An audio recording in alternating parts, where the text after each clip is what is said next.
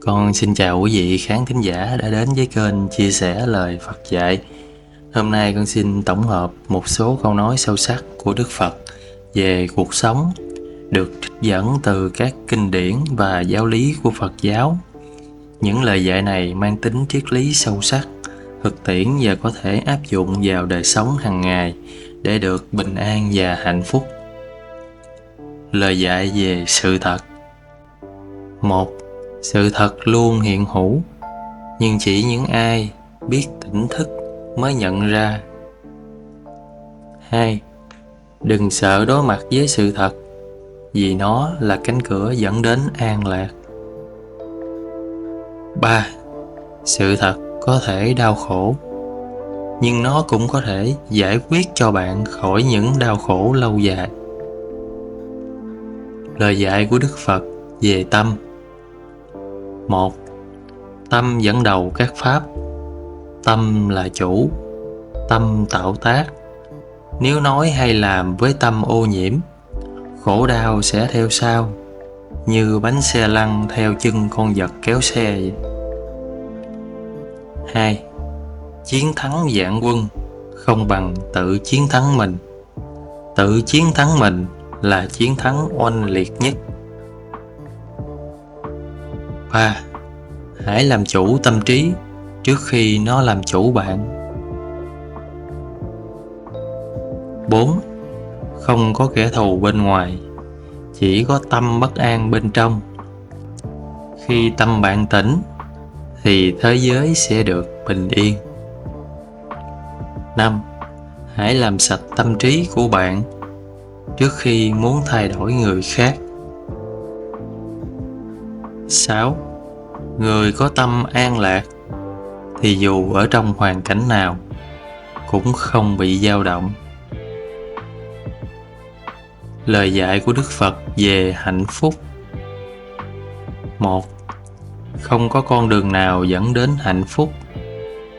Hạnh phúc chính là con đường. 2. Hạnh phúc đến từ chính bạn, không phải từ người khác. 3. Người giàu có nhất là người biết đủ. Người mạnh mẽ nhất là người không sân hận. Người hạnh phúc nhất là người không bám víu. Lời dạy của Đức Phật về sống trong hiện tại. 1. Quá khứ đã qua, tương lai chưa đến. Hãy sống trọn vẹn trong giây phút hiện tại. 2. Đừng sống trong quá khứ, đừng mơ tưởng đến tương lai. Hãy tập trung tâm trí vào giây phút hiện tại. 3. Ngày hôm nay là quan trọng nhất, vì đó là ngày duy nhất chúng ta thật sự có. Lời dạy của Đức Phật về vô thường. 1. Mọi thứ rồi sẽ thay đổi, không có gì tồn tại mãi mãi. Hãy chấp nhận sự thay đổi và buông bỏ sự bám víu. 2. Những gì bạn đang nắm quá chặt chính là nguồn gốc của đau khổ. 3. Không có gì bền vững, ngay cả đau khổ, mọi thứ rồi cũng sẽ qua. Lời dạy của Đức Phật về nhân quả. 1. Gieo nhân nào, gặt quả nấy. Hãy gieo những hạt giống thiện lành. 2. Người làm điều ác giống như bình nước bẩn. Mỗi một giọt ác là mỗi một giọt làm đầy bình. Cuối cùng bình sẽ tràn. 3. Không ai có thể thoát khỏi hậu quả của những hành động của mình, dù bạn có chạy trốn đến đâu. Lời dạy của Đức Phật về từ bi và tha thứ. 1. Hận thù không thể dập tắt bằng hận thù. Chỉ có tình thương mới làm được điều đó. Đây là chân lý muôn đời. 2. Những ai có lòng từ bi sẽ có sức mạnh lớn lao nhất. 3. Tha thứ không thể thay đổi quá khứ, nhưng nó mở rộng ra tương lai. 4. Tha thứ không phải vì người khác, mà là để giải thoát chính mình. 5. Người mạnh là người biết tha thứ, bởi họ đã vượt qua cái tôi nhỏ bé của mình. 6. Tha thứ là con đường ngắn nhất dẫn đến hòa bình. Lời dạy của Đức Phật về trí tuệ. 1. Trí tuệ là ngọn đèn soi sáng con đường giải thoát. 2. Không ai có thể ban cho bạn sự cứu rỗi. Bạn phải tự bước đi trên con đường của mình. 3. Người khôn ngoan không than khóc quá khứ, không lo lắng tương lai, mà sống trong hiện tại với trí tuệ và bình an.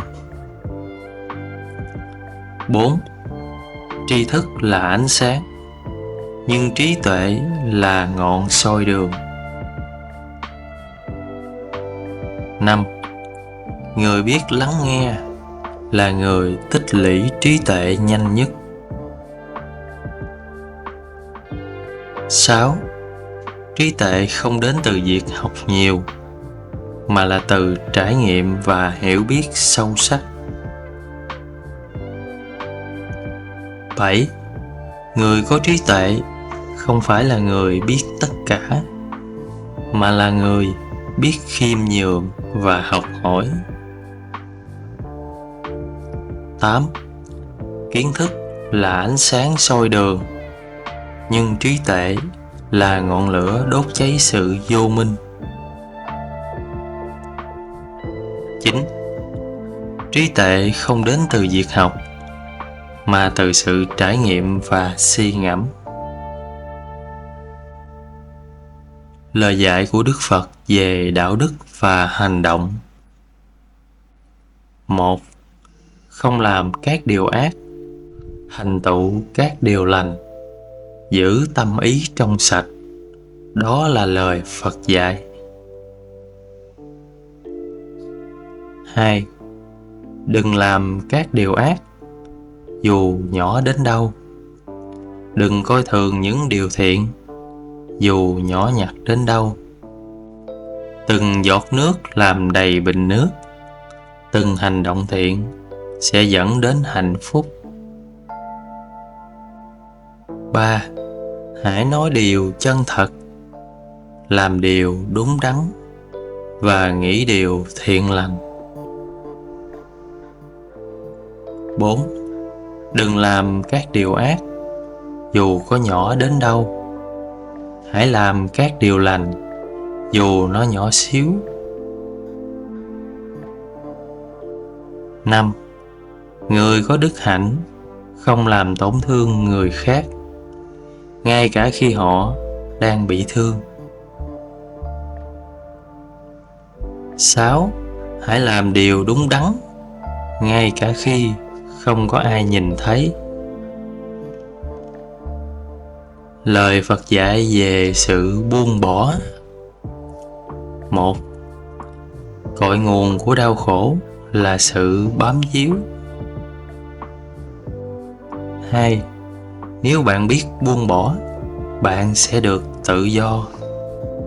Hạnh phúc không phải đến từ việc có nhiều hơn, mà là từ việc bớt bám víu. 3. Buông bỏ không phải là từ bỏ, mà là chấp nhận mọi thứ như nó vốn là.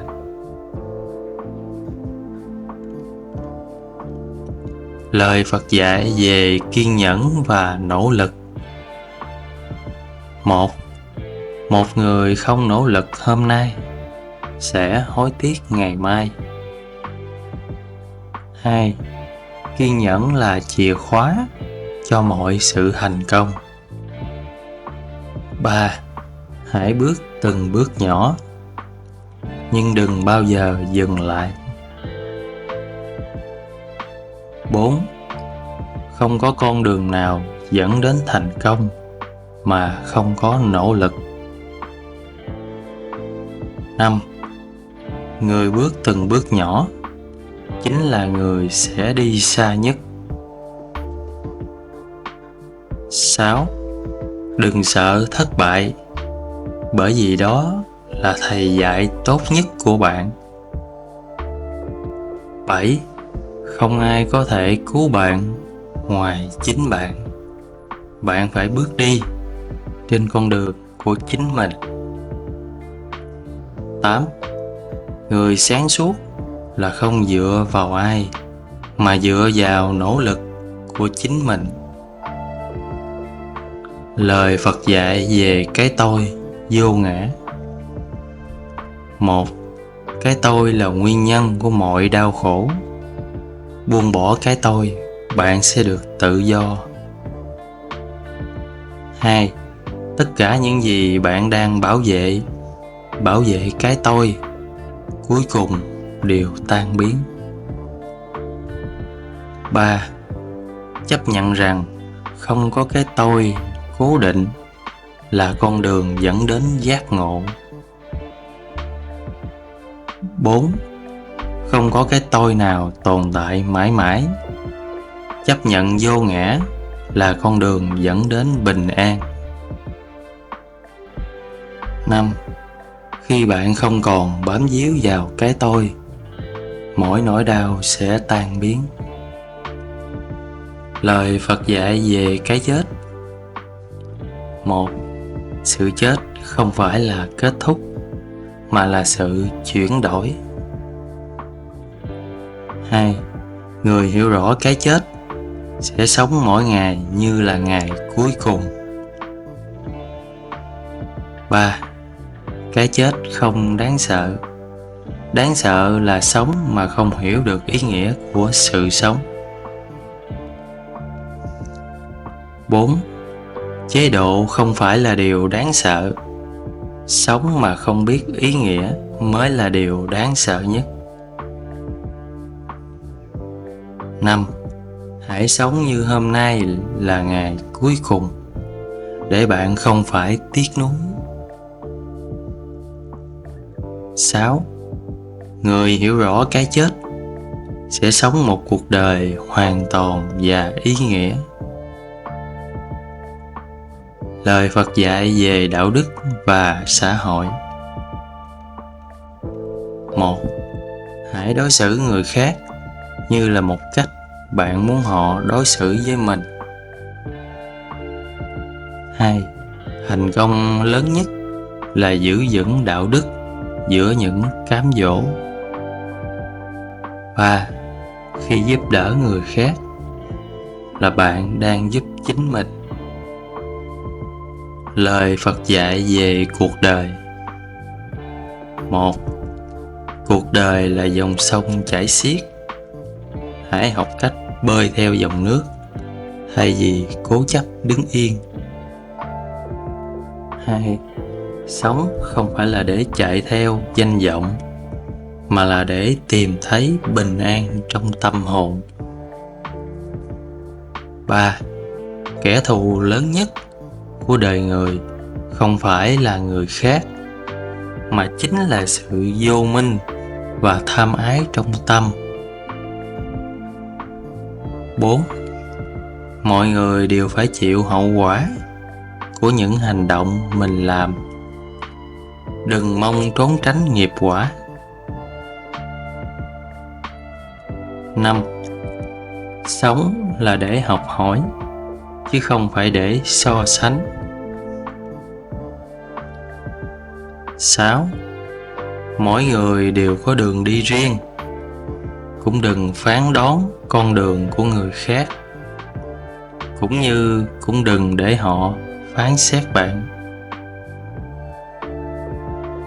Lời Phật dạy về tình yêu và mối quan hệ.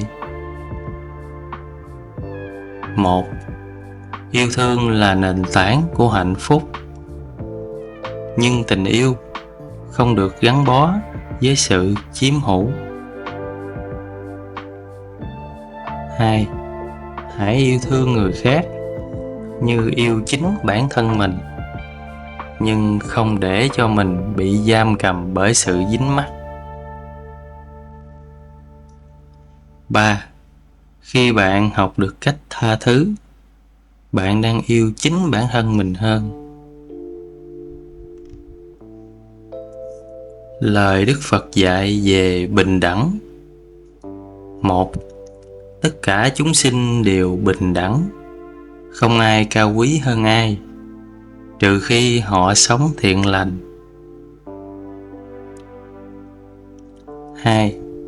Hãy tôn trọng mọi hình thái của sự sống, từ loài bé nhỏ đến loài lớn nhất. 3. Con đường giác ngộ không phân biệt người giàu hay nghèo, mà phụ thuộc vào lòng từ bi và trí tuệ của mỗi người. 4. Không có ai sinh ra là cao quý hơn người khác. Sự cao quý được đến từ hành động thiện lành. 5. Tất cả chúng sinh đều có Phật tính. Hãy đối xử với nhau bằng lòng từ bi. 6. Sự phân biệt chỉ tồn tại trong tâm trí của con người, chứ không phải trong thực tế. Lời Phật dạy về sự an lạc. 1. Người giàu có không phải là người sở hữu nhiều, mà là người biết sống an lạc với những gì mình đang có. 2. Bình an không đến từ bên ngoài, mà là từ cách bạn đối diện với mọi thứ. 3. Khi tâm bạn tĩnh lặng, thế giới xung quanh cũng sẽ an nhiên. Lời Đức Phật dạy về lòng dũng cảm. 1. Can đảm không phải là không sợ hãi, mà là vượt qua sợ hãi để làm điều đúng đắn. 2. Hãy đối mặt với đau khổ, bởi đó là bước đầu tiên để hiểu và vượt qua nó. 3. Người dũng cảm nhất là người dám nhìn sâu vào chính tâm hồn của mình. Lời Đức Phật dạy về giá trị của thời gian. 1. Thời gian là tài sản quý giá nhất. Đừng lãng phí nó vào những việc vô nghĩa. 2. Mỗi ngày là một cơ hội để sống tốt hơn ngày hôm qua. 3. Người sáng suốt sẽ không để thời gian trôi qua vô ích, bởi mỗi phút là một cơ hội để tạo nghiệp lành. Lời Đức Phật dạy về thiền và chánh niệm. 1. Thiền không phải là thoát khỏi thế giới, mà là sống hòa hợp với thế giới trong tỉnh thức. 2. Chánh niệm là chiếc cầu nối bạn với thực tại, qua đó bạn sẽ tìm thấy được bình an. 3. Khi tâm bạn ở hiện tại, không có điều gì có thể làm bạn xao động. 4. Hãy quan sát ý nghĩa của bạn. Chúng tôi có thể là bạn, nhưng cũng có thể là người trả thù lớn nhất cho bạn. 5. Sống trong chánh niệm là biết rõ sự vật như chúng vốn là, không thêm, không giảm. 6. Chánh niệm là con đường dẫn đến việc thoát khỏi nỗi đau. Lời Đức Phật dạy về khổ đau. 1.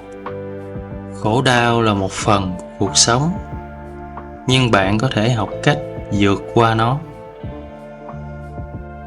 2. Người biết chấp nhận khổ đau chính là người mạnh mẽ nhất. 3. Hãy coi mỗi nỗi đau là một bài học, bởi từ đó bạn sẽ trưởng thành hơn. Lời Đức Phật dạy về sự buông bỏ. 1. Buông bỏ không phải là thất bại, mà là chiến thắng bản thân. 2. Bạn không thể nào cầm giữ nước trong bàn tay, cũng như không thể nào kiểm soát được mọi thứ trong cuộc sống. Bởi vậy, hãy học cách buông bỏ. 3. Khi bạn từ bỏ sự bám víu, bạn sẽ nhẹ nhàng và tự do. 4. Cái bạn đang bám víu nhiều nhất chính là cái làm cho bạn đau khổ nhiều nhất. 5. Hãy bỏ đi những gì không thuộc về bạn, dù là chất hay là cảm xúc. 6. Sự buông bỏ chính là cánh cửa để dẫn đến sự tự do. Lời Đức Phật dạy về đạo đức. 1. Một người được kính trọng không phải vì địa vị, mà là vì đức hạnh của họ. 2. Người thật sự mạnh mẽ là người không làm hại đến bất kỳ chúng sinh nào. 3. Hãy sống sao để khi bạn rời đi, thế giới này tốt đẹp hơn một chút. Lời Phật dạy về sự kiên nhẫn. 1. Kiên nhẫn là sức mạnh lớn nhất của con người. 2. Hãy giống như dòng nước, kiên nhẫn mài mòn mọi tảng đá khó khăn. 3. Mọi điều tốt đẹp cần thời gian để chín mùi, nên cũng đừng vội vàng. Lời Đức Phật dạy về đạo lý và tình yêu thương. 1. Hãy gieo hạt giống yêu thương vào bất kỳ nơi nào bạn đã đi qua. 2. Kẻ thù lớn nhất của bạn hôm nay có thể là bạn bè của bạn trong một kiếp khác. Hãy sống với lòng từ bi. 3. Không có hành động thiện nào là nhỏ bé cả. Một nụ cười cũng có thể thay đổi cả thế giới. 4. Tình yêu không phải là hữu ích, mà là sự cảm nhận. 5. Hãy yêu thương tất cả chúng sinh như mẹ hiền yêu thương con duy nhất của mình. 6. Tình yêu chân thành không phân thân sơ, giàu nghèo hay dân tộc. Lời Phật dạy về tham, sân, si. 1. Tham lam là nguồn gốc của những đau khổ. Hãy học cách biết đủ. 2. Sân hận là ngọn lửa thiêu rụi chính người giữ nó. Hãy dập tắt nó bằng từ bi và trí tuệ. 6. Tình yêu chân thành không phân thân sơ, giàu nghèo hay dân tộc. Lời Phật dạy về tham, sân, si. 1. Tham lam là nguồn gốc của những đau khổ. Hãy học cách biết đủ. 2. Sân hận là ngọn lửa thiêu rụi chính người giữ nó. Hãy dập tắt nó bằng từ bi và trí tuệ. 3. Si mê là điều nguy hiểm. Nó là gốc rễ của tất cả tâm bất thiện. Hãy luôn tỉnh thức để thoát khỏi vô minh. Con cảm ơn quý vị khán thính giả đã nghe những lời Phật dạy về cuộc sống. Chúc quý vị luôn an lạc và cố gắng tu tập và niệm Phật. Nguyện cho quý vị sớm đồng hành Phật đạo. Nam mô Bổn Sư Thích Ca Mâu Ni Phật.